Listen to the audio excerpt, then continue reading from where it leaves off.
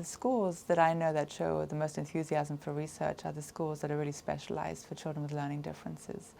And what they realize is, first of all, is the understanding that it is genetic, that it is biological, that these kids learn differently and that they need very different kind of learning. And also realizing that it's not just the learning itself, but the advocacy piece that these children need.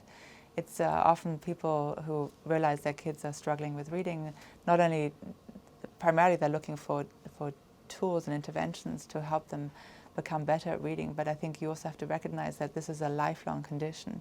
And even though these children can make gains in reading, they will continue to struggle, and it will hit them again and again as they come into situations that are more difficult, whether they're going into college or so on.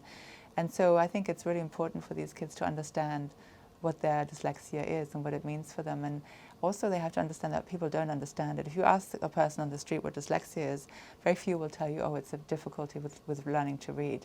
They have all sorts of other ideas because of what the media portrays what dyslexia is, which has to do with reversing letters or not being able to walk backwards or something, I don't know, but there's all sorts of strange things.